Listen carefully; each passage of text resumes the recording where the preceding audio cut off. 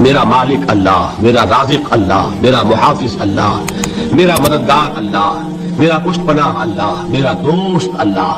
یہ دوستی ہے اللہ کی جو لب لباب ہے، حاصل ہے ایمان کا. اسی کا نام ولایت ہے. اولیاء اللہ کے سروں پر سینگ نہیں ہوتے. جس کے دل میں ایمان راسخ ہو چکا ہو وہی اللہ کا ولی ہے. جسے اللہ پر یقین ہو چکا ہے وہی اللہ کا ولی ہے. جسے یقین ہے اللہ میرے ساتھ ہے، میرا مددگار، میرا پشت پناہ، میرا ساتھی، میرا دوست، میرا محبوب، میرا محب. اللہ اہل ایمان سے محبت کرتا ہے. واللہ یحب الصادقین. ان اللہ یحب الذین یقاتلون فی سبیلہ صفا کانہم بنیان مرصوص. اللہ محبت کرنے والا اہل ایمان محبوب، اور اہل ایمان محبت کرنے والے اللہ محبوب. والذین آمنوا اشد حبا للہ. آپ تصور کیجئے جس سے یہ رشتہ ایمان یا رشتہ ولایت حاصل ہو جائے. الا ان اولیاء اللہ لا خوف علیہم ولا هم یحزنون. آگاہ ہو جاؤ، اللہ کے دوستوں کے لیے نہ کوئی خوف ہے نہ کوئی حزن ہے.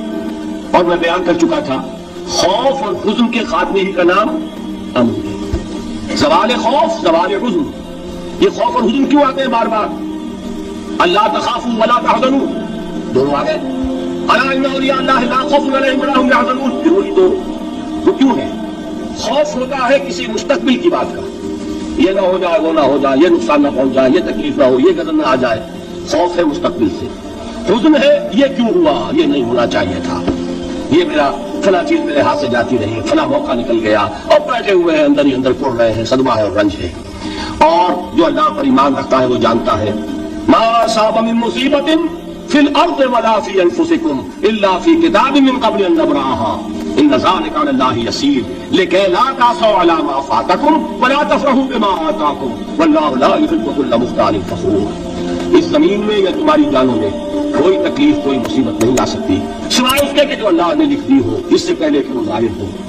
جس کو یہ حقیقت معلوم ہو گئی اس کو یہ طرز عمل اختیار کرنا چاہیے. جو چیز چھن جائے، جاتی رہے، چھوٹ جائے، اس پر افسوس نہ کرو. کس نے چھینی؟ دوست نے.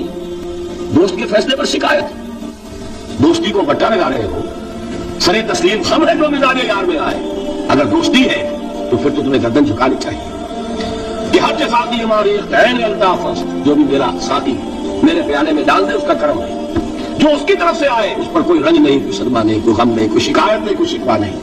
اور جو ہوگا وہ اس کے اذن کے بغیر نہیں ہوگا، اور اس کا اذن ہوگا تو یقیناً میرے لیے خیر ہی خیر ہے. چاہے وہ ناگوار شے ہو، بظاہر مجھے اچھی نہ لگ رہی ہو، میری شارٹ سائٹڈنس میں مجھے وہ نظر آ رہی ہے کہ میرے لیے بری ہے، لیکن قرآن نے کہا ہے آسان تکرہوا شیئا وہو خیر لکم وآسان تحبوا شیئا وہو شر لکم واللہ یعلم وانتم لا تعلمون. ہو سکتا ہے تم کسی چیز کو ناپسند کرو، درحال کہ اسی میں تمہارا خیر ہو، اور ہو سکتا ہے تم کسی چیز کو پسند کرو، درحال کہ اس میں تمہارا شر ہو. اللہ جانتا ہے، تم نہیں جانتے. جب مجھے یہ بات معلوم ہو گئی میں نے اپنا معاملہ اللہ کے حوالے کیا. سپرتم پہ تو مایا خیشرا اتانی حساب کم و بیشرا. اے رب جو تو چاہتا ہے وہ ہو، تیرے علم میں جو شے میرے لیے خیر ہے وہ ہو جائے. میری کوئی پسند نہیں، میری کوئی چاہت نہیں. یہ ہے راضی پر رضائے رب. اکبر الہآبادی نے اسے کہا ہے رضائے حق پہ راضی رہ. یہ حرف آرزو کیسا؟ خدا خالق، خدا مالک، خدا کا حکم تو کیسا؟ جب میں آ گیا بیچ میں میری پسند، میری مرضی، میری خواہش، میری چاہت، یہی تو شرک ہے. ما شاء اللہ کان وما لم یشاء لم یکن. جو اللہ نے چاہا وہ ہوا، جو اس نے نہیں چاہا نہیں ہوا. اختیار اس کا ہے، میرا تو نہیں. رضائے حق پہ راضی رہے، یہ حرف آرزو کیسا؟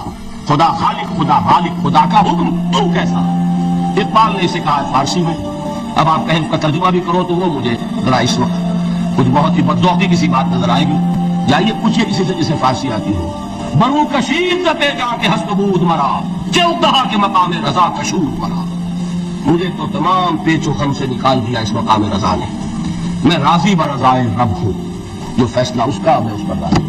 تو کہاں کا حزن اور کس کا خوف؟ یہی زوال حزن و زوال خوف، یہی ہے امن، یہ نتیجہ ہے ایمان کا.